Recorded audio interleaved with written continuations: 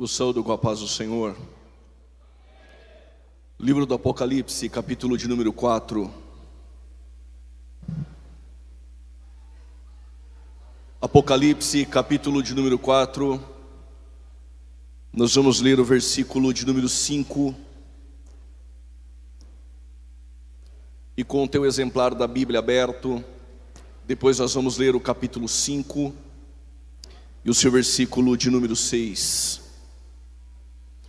Enquanto você procura e folheia, eu quero externar minha gratidão a Deus pela sua bondade, por permitir que eu pudesse estar aqui essa noite pela primeira vez, contribuindo neste congresso de tamanha relevância, não só no Brasil, mas também em todo o mundo. Quero agradecer e louvar a Deus pelos 1.037 missionários que essa igreja enviou por todo o mundo, a toda a diretoria, a todos os membros dessa igreja, na pessoa do pastor presidente, pastor Gilmar Miguel, sua esposa, sua família, ao vice-presidente, pastor Adriano, sua família, pastor Silas, pastor Abner, que Deus os abençoe, grato pela confiança, por permitir que eu pudesse estar aqui. Trago saudações do meu pastor presidente, deputado federal, pastor Paulo Freire, e de toda a nossa igreja em Campinas, de nossa convenção CGADB. Deus os abençoe em nome de Jesus. Quando eu recebi o tema apressai, e esse apressai é porque há sinais de esperança a uma humanidade corrompida, sofredora e sem Deus. Mas o cristão, ele tem uma bendita esperança.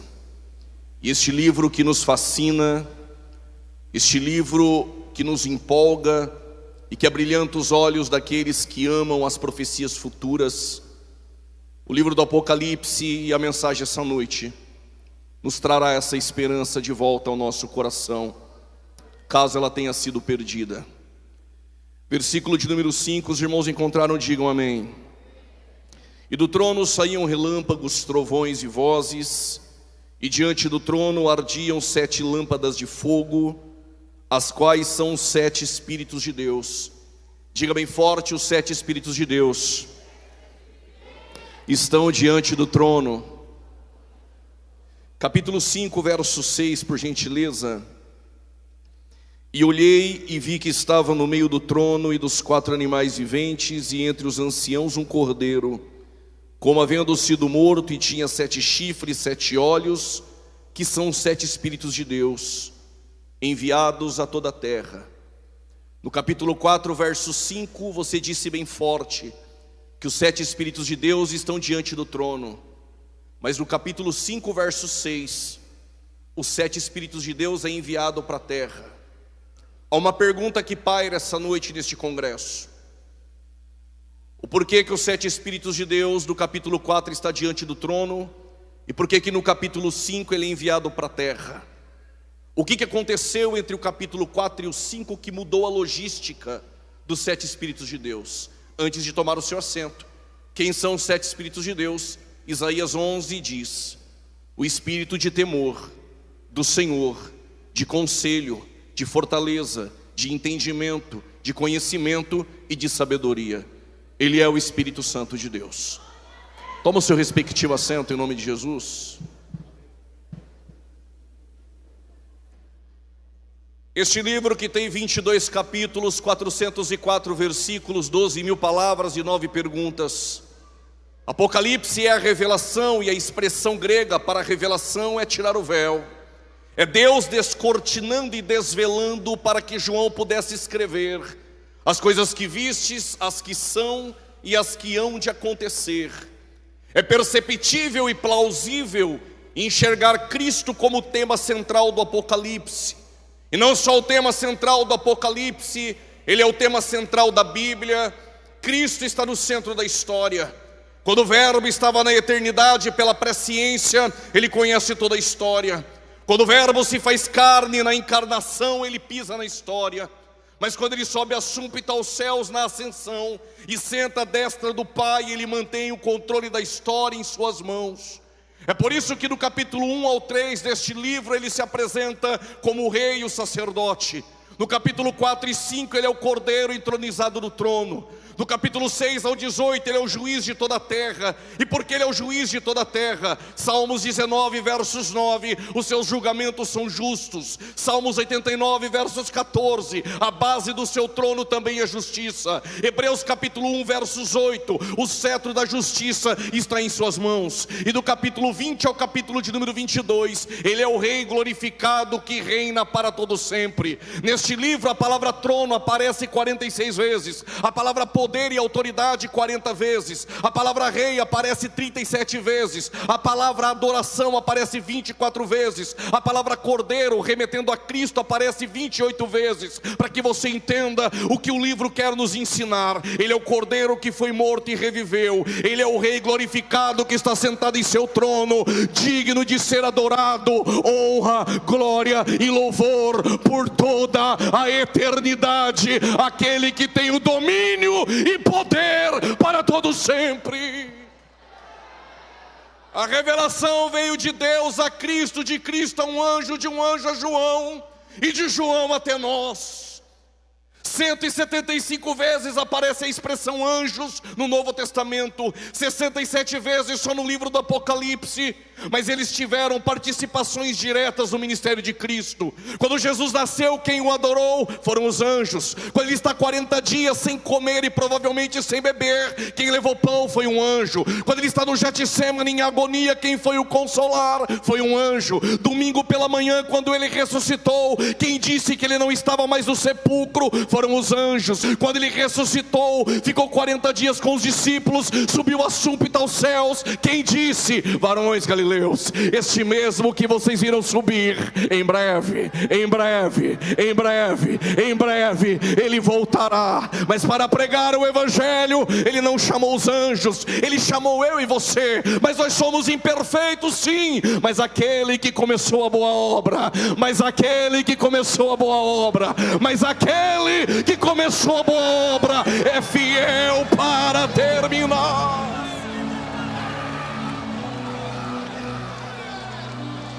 Porque João em Apocalipse viu o que os outros não viram, sentiu o que os outros não sentiram, escreveu o que os outros não escreveram. O ministério de Jesus era acompanhado de 5.000 pessoas que só queriam pão e peixe.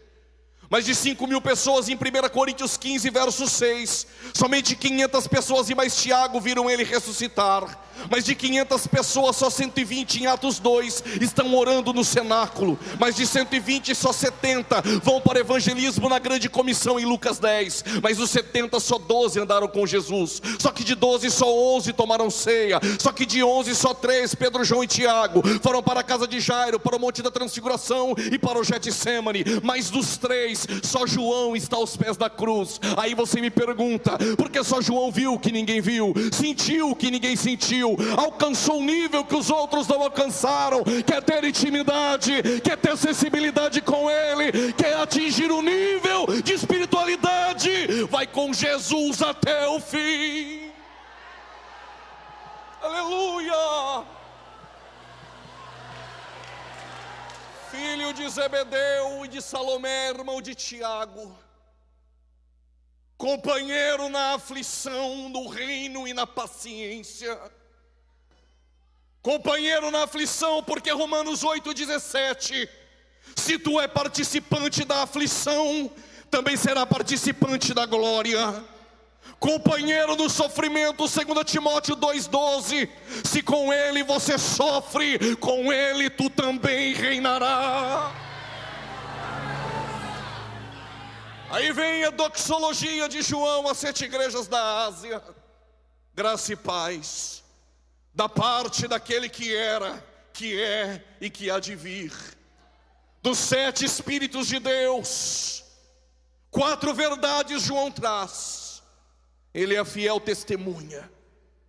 Segunda verdade, ele é o primogênito dentre os mortos.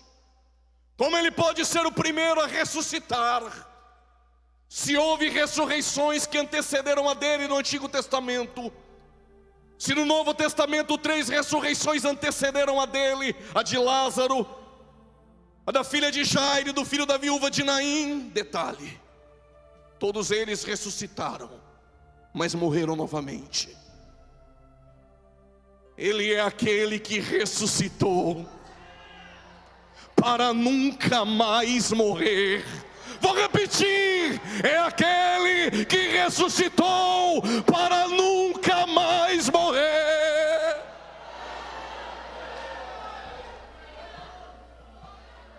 O texto diz que ele é o principal dos reis da terra. Repito, ele é o principal dos reis da terra. Toda atenção é pouca. No ano 606 a.C., os caldeus, a Babilônia, com o chefe da guarda Nabuzaradã e Nabucodonosor, invadiram Jerusalém a primeira vez. Levaram a classe nobre ao cativeiro, entre eles Daniel, Misael, Ananias e Azarias. Daniel está colocado dentro do cativeiro babilônico. Invadiram a segunda vez no ano 597, levaram 10.000 e Ezequiel. Ezequiel não está dentro do palácio, Ezequiel é colocado às margens do rio Quebar. Invadiram a terceira vez no ano 586, destruíram o templo, saquearam os utensílios, queimaram os muros de Jerusalém e a glória foi embora. E Jeremias, escrevendo lamentações, ficou em Jerusalém. Segundo a profecia de Jeremias, filho de Ilquias, o sacerdote da terra de Ananote, o cativeiro seria por 70 anos, mas Deus não perdeu o controle. Não, tu vai dar glória daqui a pouco. E por que ele não perdeu o controle? Porque mesmo no cativeiro, ele tem um Daniel dentro do palácio, ele tem um Ezequiel às margens do rio Quebar, ele tem um Jeremias em Jerusalém. Não entendeu? Eu vou explicar. Ele tem um Pedro na Judéia, ele tem um Filipe em Samaria, ele tem um Paulo dos confins da terra, ele tem uma menina na casa do Naamã, ele tem um José na casa do Potifar. Deus não erra o plantio. Aonde ele te colocou, é aí que ele vai te usar. Ai, achei que eu mandar. Deus coloca pessoas específicas em lugares estratégicos. Deus não errou ao teu respeito. Aonde Ele te colocou, é aí que Deus vai te usar.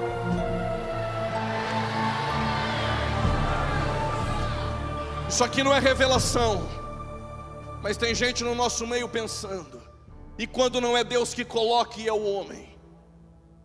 José te responde, Gênesis 50, versos 20. E a lição é: mesmo que os homens nos coloquem, o ambiente não altera quem é você.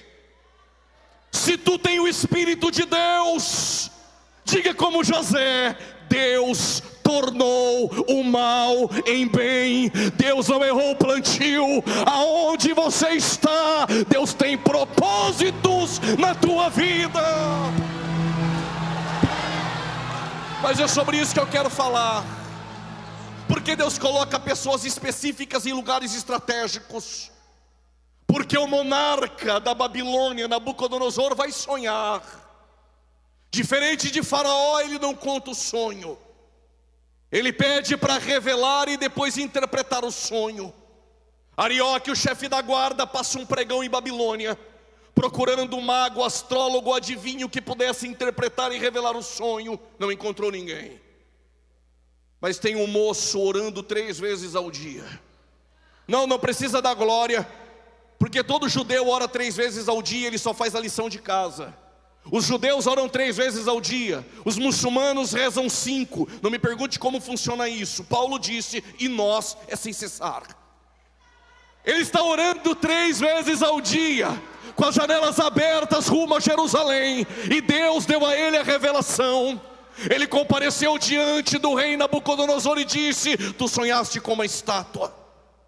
A cabeça dela é de ouro, é o reinado babilônico. O peito e os braços são de prata, o reinado medo-persa. O quadril e o ventre de bronze, Alexandre o Grande, filho de Filipe o Macedônio, a Grécia. As pernas de ferro e barro, e é Roma. De repente Daniel, ele vê uma pedra.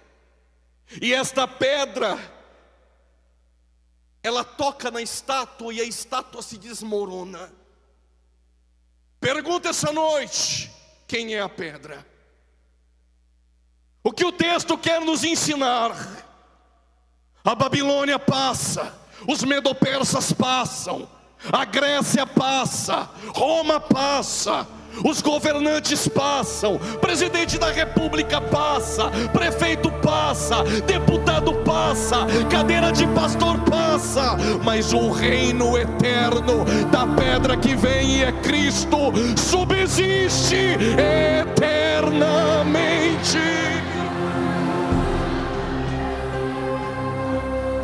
Quem é esta pedra? Sobre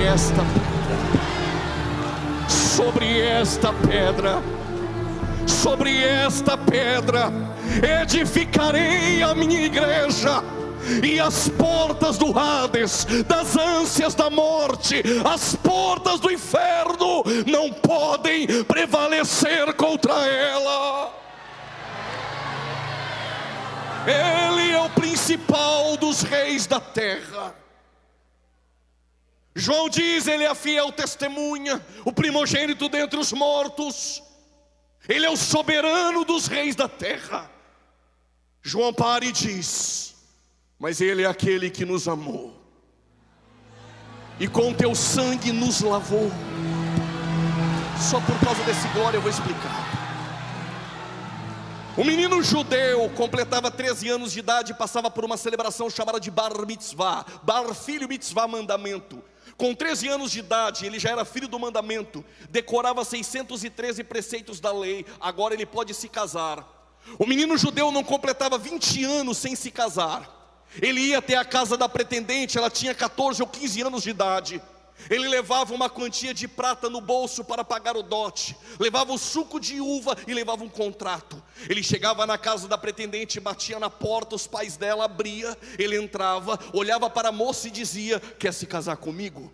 Se ela dissesse, eu quero, ele pegava a prata, colocava na mesa e diria para os pais, tá pago o dote, tua filha é minha, ela tem um dono. Ele dava o suco de uva para ela beber e assinava um contrato. Se ela disse sim para o casamento, ela bebia. Enquanto ela bebia, ele fazia uma declaração de amor a ela solenemente. Qual é a declaração? Na casa do meu pai eu tenho um lugar para te levar. Mas ele não levava ela naquele momento. Ele virava as costas e ia para a casa do pai preparar um lugar. Quando ele chegava, os meninos na rua ficavam perguntando, quando você vai buscar a moça? Ele sabia, mas ele dizia para os meninos, o dia e a hora ninguém sabe, só papai.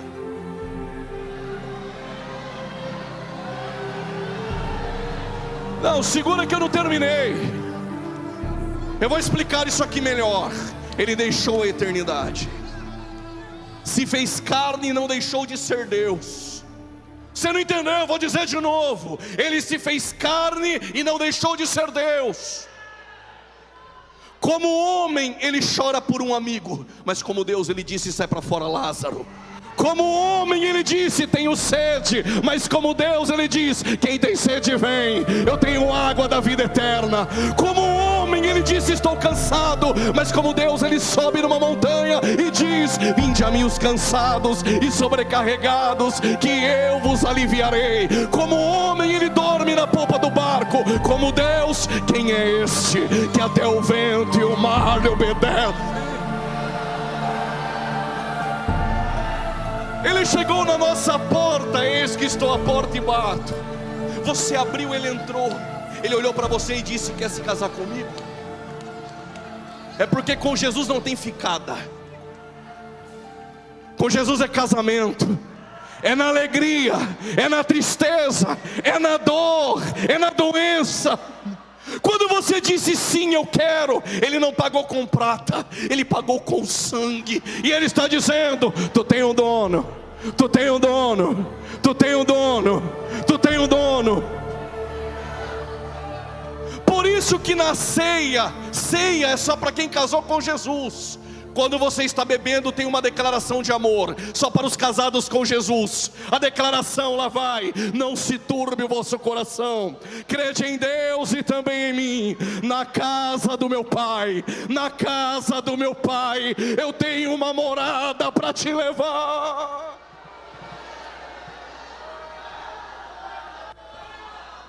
Eis que com teu sangue ele nos lavou,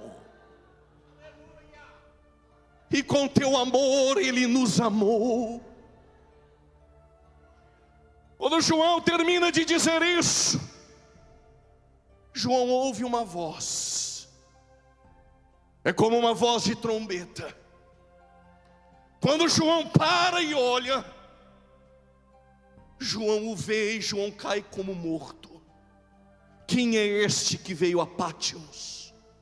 Pátimos, um sistema penal, a 86 quilômetros do sudoeste de Éfeso. O imperador sucessor, depois de César, de Calígula, de Nero, de Tito, agora é a vez de Domiciano. Domiciano reivindicava adoração a si, mas João não iria adorar um homem assentado em um trono de madeira feito por homens. João só adorava aquele que está sentado em um trono de glória. Por isso João é enviado, exilado a Pátimos. E quando João em Pátimos pensa que está sozinho, a voz do nosso Senhor, como de trombeta. Quando João para ver quem é ele. Uma vez ele estava caminhando com os discípulos entre Naftali e Zebulon, em Cesareia de Filipe. Jesus não queria curtidas, compartilhamentos, e nem fazer teste de publicidade. Mas ele fez algo que ele não costumava fazer: perguntas. E ele fez a primeira pergunta: o que as pessoas dizem que eu sou? Alguns dos discípulos, eu não sei quem foi do colégio apostólico, disseram: os que te viram chorar, vou parafrasear, estão dizendo que o Senhor é Jeremias. Os que te viram curar com poder, estão dizendo que o Senhor é Elias. Os que te viram pregar um sermão mais duro, estão dizendo que o Senhor é João Batista.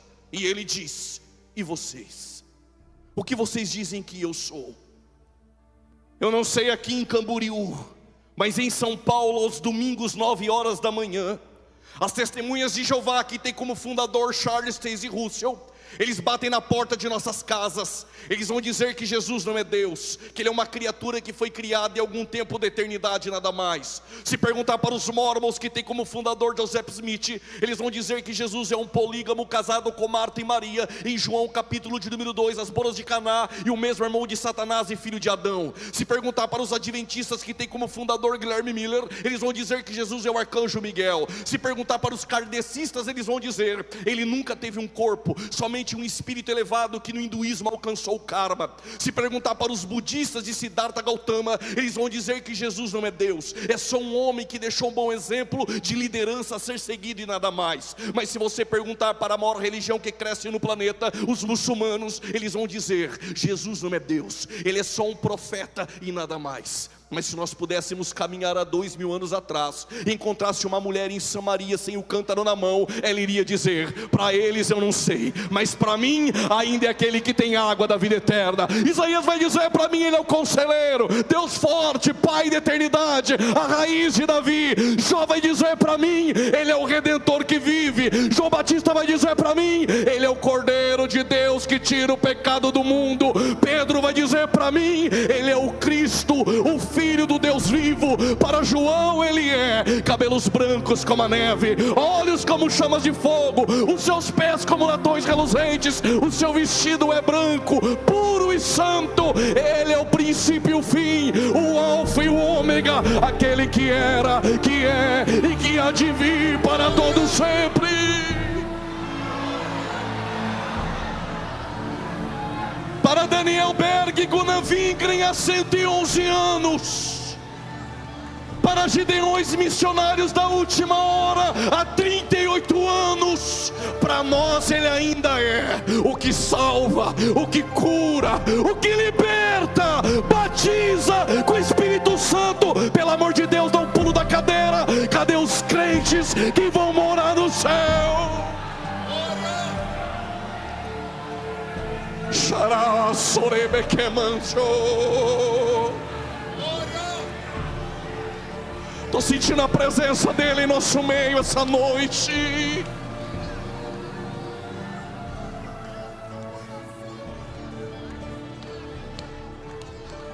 Quando João olha, cabelos brancos como a neve, fala da eternidade, olhos como chamas de fogo. Ele sabe coisas ao teu respeito que nem você sabe. O seu vestido não foi confeccionado em Damasco, Magdala ou em Tiro, mas na eternidade. O seu vestido é branco e puro porque ele é santo. 2 Coríntios 5:21, Paulo diz: nele não há pecado. 1 Pedro capítulo de número 2, versos 21 e 22, Pedro diz: ele não cometeu pecado. João 6,69, João diz: ele é o santo de Deus. Hebreus capítulo 4, versos 15, em tudo foi tentado, mas sem pecado. Alguém poderia levantar as mãos nesse congresso e dizer: Paulo, Pedro e João e o autor aos Hebreus é do time de Jesus, não vale. Então eu vou trazer 4 que jogavam contra e que atestaram que ele é santo. Mateus 27, versículo 3 e 4, Judas disse: traí, sangue inocente. Pilatos lava as mãos e diz: ele é justo. A mulher de Pilatos, Cláudia, vai dizer: muito sofri no meu sonho por causa do sangue desse justo. Está faltando alguém. Quando Cristo entregou o Pai e o Espírito, tem um centurião lá do fundo olhando e dizendo: verdadeiramente,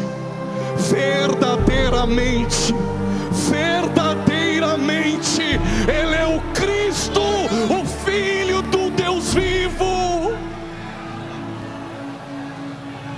Quem é ele?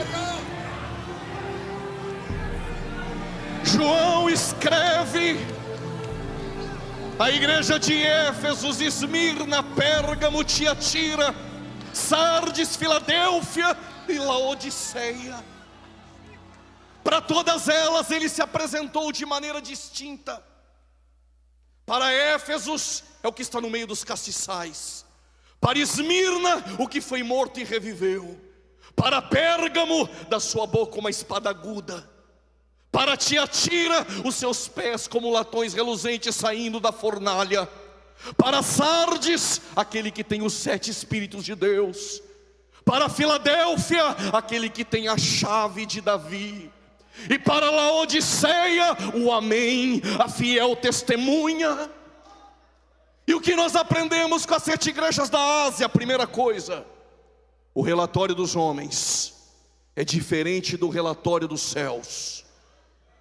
Vou repetir: o relatório dos homens é diferente do relatório nos céus. A igreja de Esmirna, relatório dos homens: sou pobre. Relatório nos céus: aqui ela é rica. Igreja de Laodiceia, relatório dos homens: rica sou e de nada tenho falta. Relatório da eternidade: pobre, cega e nu. Igreja de Filadélfia, relatório dos homens: tem pouca força. Relatório na eternidade: mesmo tendo pouca força, não negaste o meu nome, e como guardaste a palavra da minha paciência, te guardarei da hora da tentação que há de vir sobre todo o mundo. E diante de ti pus uma porta aberta, e a porta que ele abre, demônio nenhum fecha. A porta que ele abre, caluniador não fecha. A porta que ele abre, ninguém pode fechar.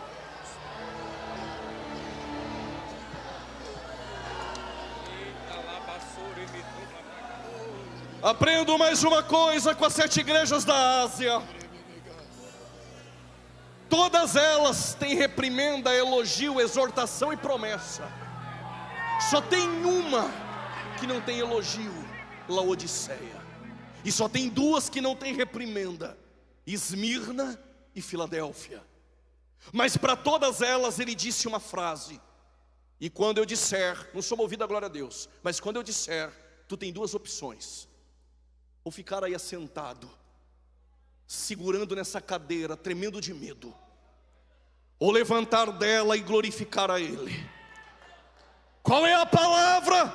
Palavra de Jesus: eu conheço as tuas obras.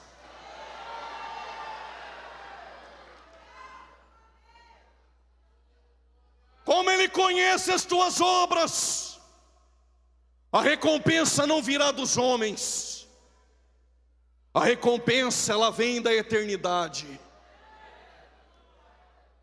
Vou contar uma história que o cerne dela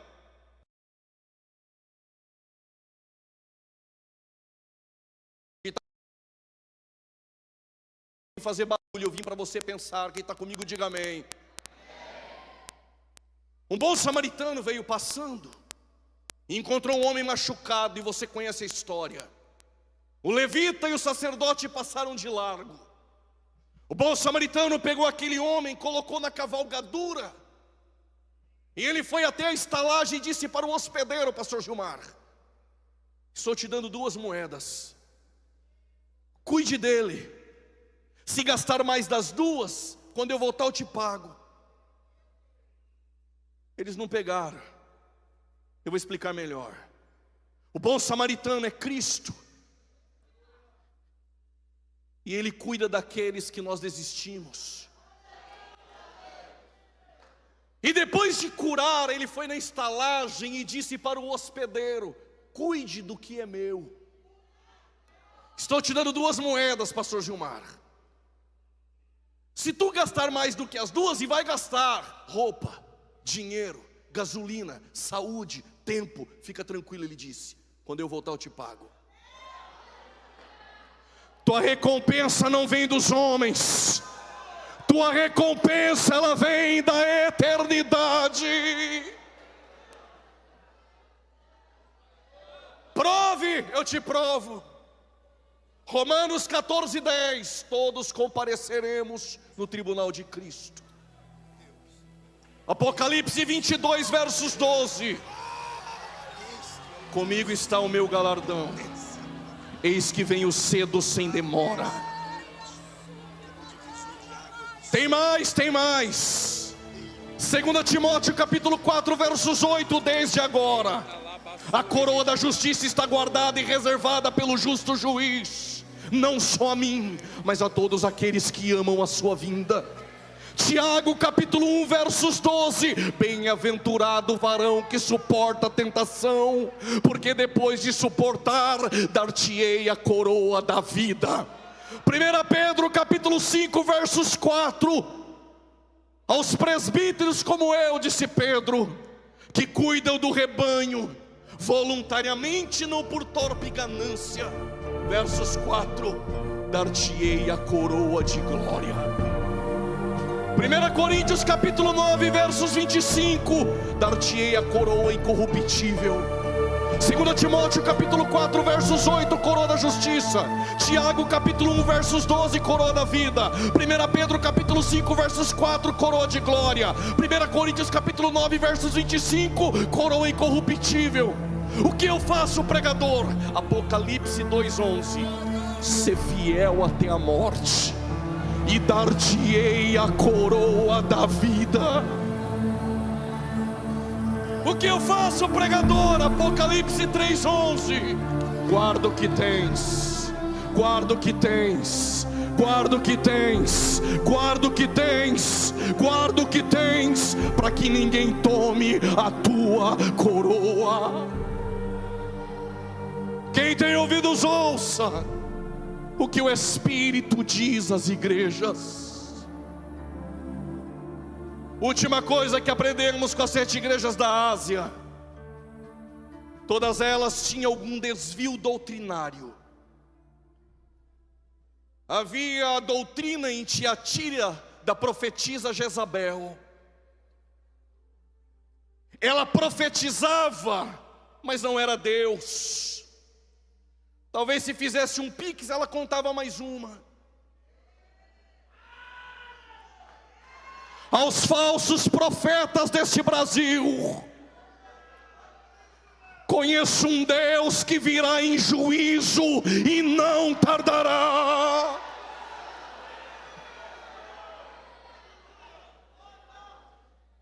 Mas havia também a doutrina dos nicolaítas. Às vezes davam até glória junto conosco, às vezes cantavam junto conosco, mas tinha uma inclinação desenfreada aos apetites carnais.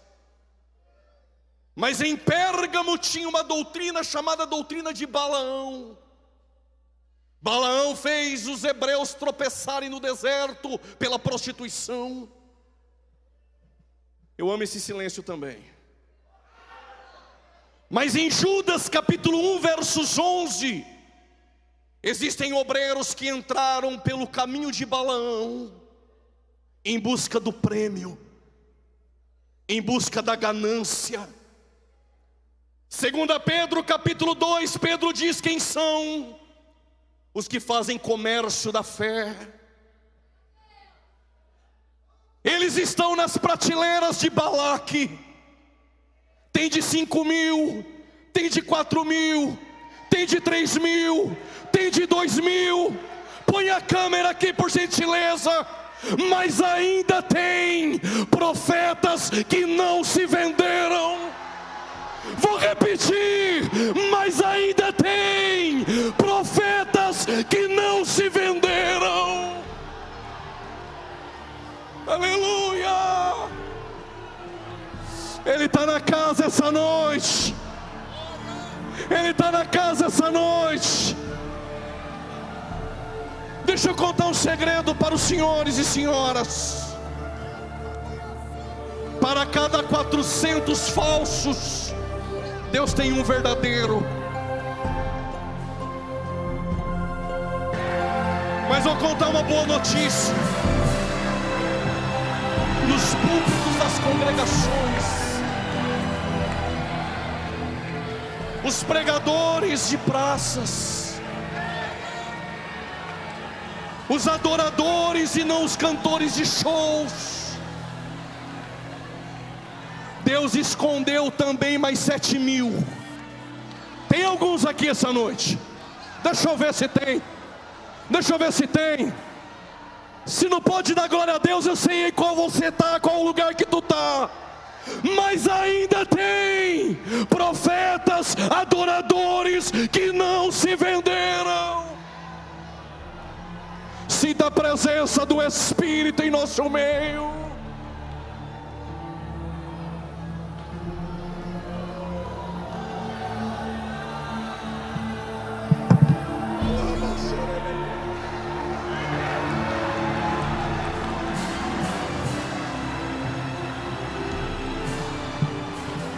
Aqueles que não derrubaram altares, aqueles que não se prostraram a Baal, aqueles que não fazem comércio da fé, onde estão vocês essa noite?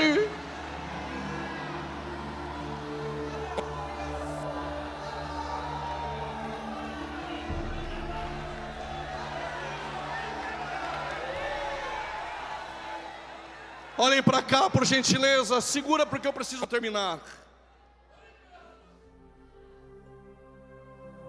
Antes de ir para os autos conclusos, eu quero deixar 2 pontos aqui agora. Aos jovens pregadores dessa geração, os agendas abertas, deixa eu dizer algo. Quando eu estava indo para Israel, próximo ao Mar Morto, eu vi centenas de plantações de tâmaras ao meu lado direito. Quando você usufrui comendo da tâmara, você tem 2 convicções e 2 opções. A convicção é que quando você come, você sabe que você está comendo e usufruindo de algo que você nunca plantou. A segunda convicção é que quem planta tâmaras não planta para si. Por que estou te dizendo? Porque as tâmaras, pelo processo natural, demoram 100 anos. Então quem planta tâmaras não planta para si. E você que usufrui, você tem 2 opções: ou destruir a colheita que você nunca plantou, ou continuar plantando para uma outra geração. O que eu estou dizendo é que essa geração que faço parte, nós estamos usufruindo de algo que nós nunca plantamos. E nós não temos o direito de destruir a colheita, mas que Deus nos levante, não para fazer comércio da fé, mas para continuar plantando tâmaras para uma outra geração. 38º Congresso de Gideões. Agradecemos a todos os plantadores de tâmaras que passaram por este púlpito, mas este congresso será marcado, porque plantadores de tâmaras continuarão plantando para uma outra geração de forma legítima. Quando João está em Pátimos, ele é arrebatado em espírito. Toda atenção é pouca, por gentileza. Quando João ele olha na sala do trono, ele vê um trono, 24 tronos, e os 24 anciãos estão assentados em seus tronos. O trono que João vê tem um ancião de dias assentado, sobre a sua cabeça um arco celeste de cor de esmeralda. Este que está sentado em seu trono, a sua aparência é de sardônio, vermelho como rubi, mas de jaspe cristalino como diamante. Há um mar de vidro, e João vê os 4 seres viventes e os 7 Espíritos de Deus diante do trono. Quando João chegou no capítulo 4, na sala do trono, os tronos estavam ocupados. 700 anos antes, Deus levou Daniel para a mesma visão, com um detalhe: Daniel chegou um pouco antes. Quando Daniel chegou não tinha trono. Quando Daniel capítulo 7 versos 9, ele tem a visão, o que Daniel vê? Os anjos trazendo os tronos. E por que estão trazendo os tronos? Porque vai ter uma festa.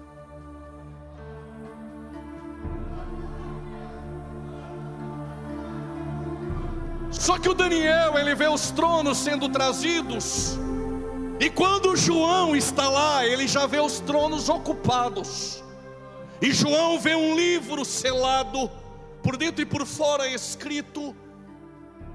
E de repente um anjo forte, ele vem na direção de João e diz: João, nem nos céus, nem na terra, e nem nas partes baixas dela, ninguém é digno de abrir o livro e desatar os teus selos.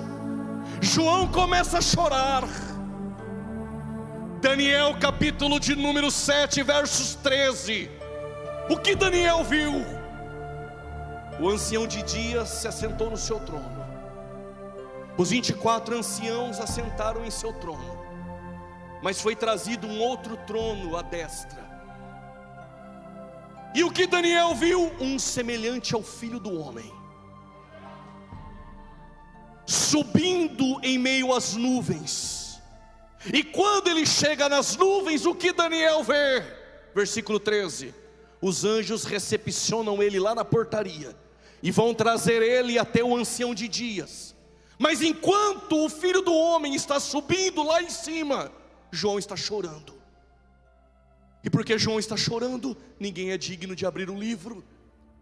Enquanto ele está chorando, Jesus está dizendo aos discípulos: ficai em Jerusalém, até que do alto sejais revestidos de poder, para ser minhas testemunhas da Judéia, Samaria e nos confins da terra. E Daniel viu ele se ocultando em meio às nuvens. O que Daniel viu? Ele subindo em Atos capítulo 1 versículo 9, 10 e 11. Os discípulos olhando fitos ao céu, e ele se perde em meio às nuvens. E os anjos dizem: varões galileus, este mesmo que vocês irão subir, ele voltará. Enquanto João está chorando, em meio às nuvens ele aparece lá na portaria. Um dos 24 anciãos se levanta, e João está vendo o trono, o ancião de dias, os 4 seres viventes, os 24 anciãos e os 7 Espíritos de Deus, que é o Espírito Santo, está do lado do trono. De repente um dos 24 anciãos diz: João, não chores. Está entrando alguém lá na portaria. Quem é ele? é o leão da tribo de Judá, é a raiz de Davi, é aquele que foi morto e está vivo para todo sempre.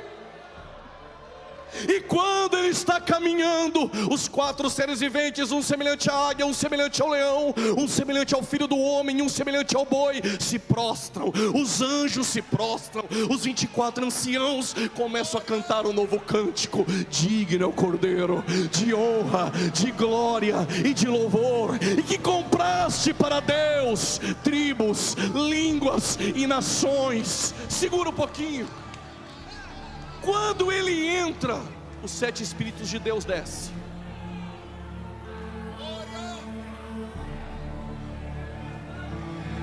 Por que os 7 Espíritos de Deus no capítulo 4 está diante do trono? E por que no capítulo 5, verso 6 ele desce? Porque Jesus chegou. Segura, vai dar glória depois de entender. Porque Jesus disse: quando eu subir ao Pai, eu vou esperar você entender para dar glória. Vou repetir: quando eu subir ao Pai, eu enviarei o Consolador.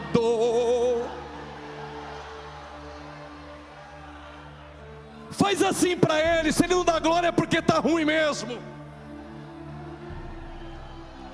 Ele está no meio de nós. Ele está no meio de nós.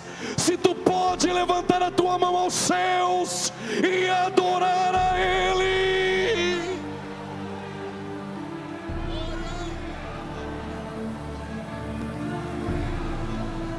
Tenho 3 minutos, eu encerro. Quando os 7 Espíritos de Deus vai descer, porque Jesus subiu, tem 120 orando. Não escandalize com aquilo que eu vou dizer. Tem um no meio dos 120 que no ministério ele caiu na quinta. Deus levantou ele pastor no domingo. Ouvi um aleluia.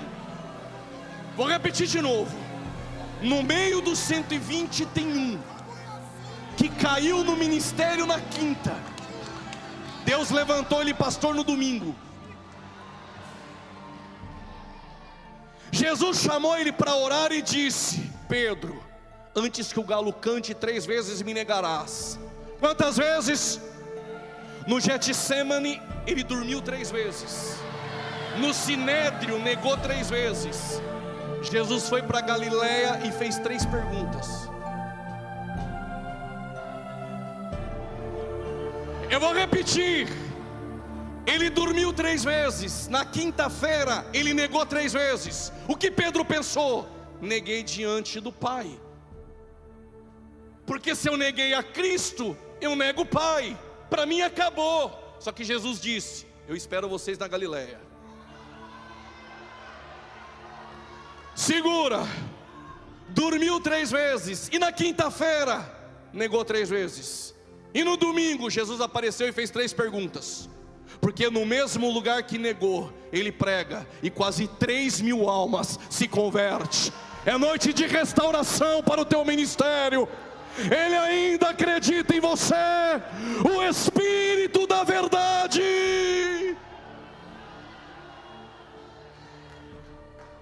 Tem 1 minuto e eu vou correr. Quando Pedro se levanta, ele diz: põe a câmera aqui. Isso aqui vai para os cessacionistas que querem apagar o fogo pentecostal aceso em Atos 2. Palavras de Pedro para você que quer acabar o batismo com o Espírito Santo. Disse Pedro: hoje se cumpre o que foi predito pelo profeta Joel.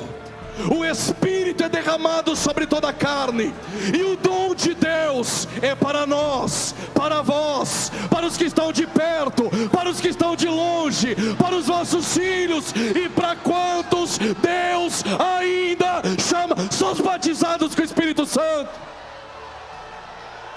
São os batizados com o Espírito Santo.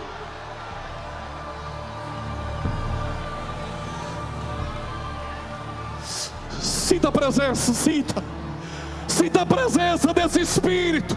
Fala em línguas, pula da cadeira, profetiza, O diabo tem que ouvir, os sensacionistas têm que ouvir o barulho de línguas estranhas.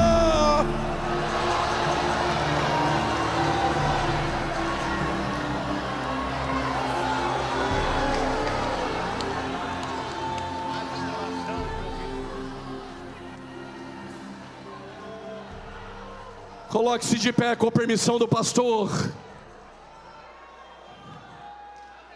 Estenda suas mãos. Senhor nosso Deus e Pai, em nome do Teu Filho Jesus, é uma noite de restauração em nossas vidas. 38º Congresso é uma noite em Gideões Missionários da última hora, em que o Senhor mantém acesa a chama do movimento pentecostal em nossas vidas. Ninguém vai apagar a chama acesa do Espírito Santo em Atos 2. 1 minuto para você adorar a Ele. Batiza com o Teu Espírito Santo. Cura essa noite em nome de Jesus. Restaura essa noite em nome de Jesus.